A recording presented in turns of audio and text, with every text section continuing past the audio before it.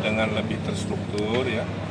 Sosialisasi itu ada di media sosial, ada yang sifatnya diskusi kayak town hall meeting seperti ini, dan belusukan juga dilakukan semata-mata karena saya tahu diri, saya masih orang baru, sehingga memperkenalkan diri dan menyerap aspirasi. Ada yang dibacakan tadi lewat sosial media, ada yang bertanya langsung, dan bagi saya ini sangat menyenangkan karena bisa menjelaskan visi misi dan menyerap aspirasi dengan sangat baik. Ada dua yang saya anggap paling luar biasa ya. Yang pertama aspirasi dari kaum disabilitas yang masih merasa curhatan ibu tadi belum mendapatkan kehidupan dan eksistensi warga yang layak ya, tentang perluasan subsidi transportasi, pendidikan, pekerjaan dan lain-lain. Saya kira konsep Jakarta berkeadilan itu kita akan maksimalkan kepada kelompok-kelompok yang perlu dilindungi negara. Yang kedua yang menarik tadi, ternyata ormas-ormas di Jakarta rindu untuk bikin acara-acara informal sehingga terjadi komunikasi antar ormas itu saling kenal. Kalau antar ormasnya sering musyawarah, sering bertemu, akan mengurangi potensi konflik horizontal, mengurangi potensi sesama ormas di tengah masyarakat, dan lain-lain lah kira-kira begitu. Jadi sebagian saya bawa pulang sebagai oleh-oleh pengetahuan untuk dirapihkan di visi misi, sebagian mendengarkan apa rencana-rencana yang tentunya sedang disiapkan oleh pasangan Ridho. Saya kira itu. Kak Emil, kenapa ini namanya ini BARP?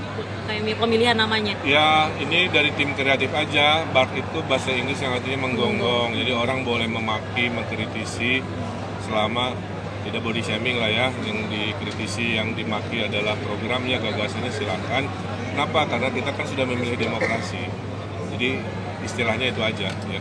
Pak, ini konsepnya kan bisa aspirasi Ridwan Kamil. Penyelenggaranya ini teman-teman dari yang menyelenggarakan Desa Kamis juga. Apa kan konsepnya? Mirip Pak.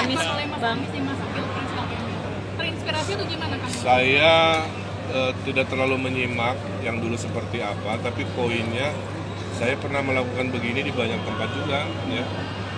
Bahwa mungkin sama dengan Desa Anies, saya kira nggak masalah, nggak usah terlalu dipertentangkan.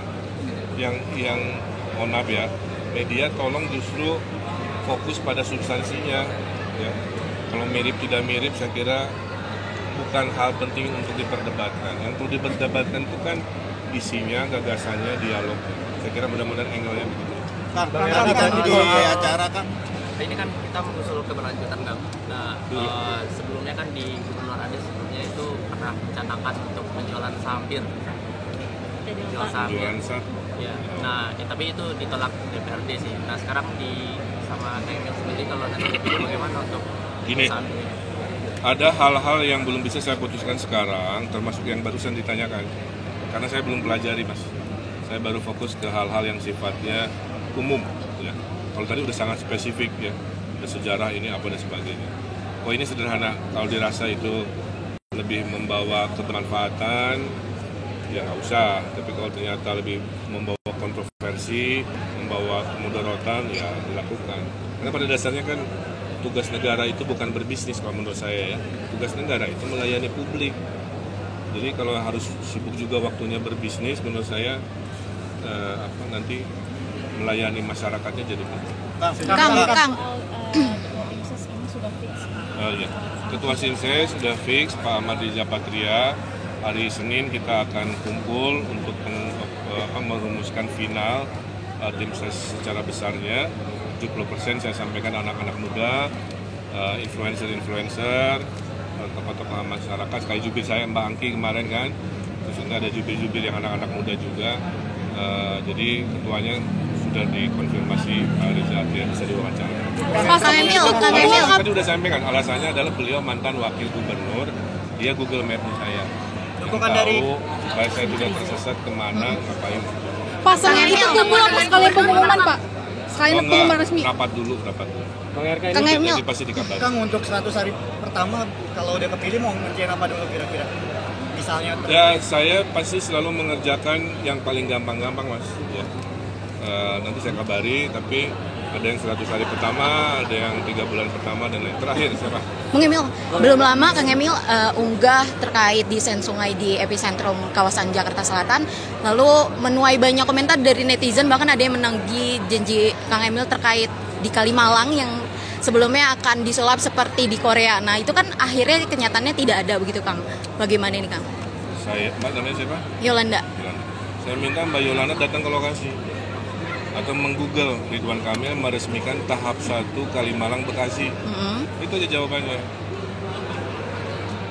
Bahwa tidak selesai 100% karena ada jalan tol Becakayu mengambil alih lahan perencanaan.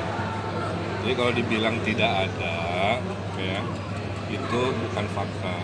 Supaya akurat, Mbak bisa ke Bekasi lihat sendiri atau menggoogle bagaimana saya meresmikan penataan Kalimalang tahap 1. Terkait konsep kampanye yang seperti ini, apakah bakal dilakukan secara rutin? Akan ada rencana ketemu Pak Jokowi atau gimana?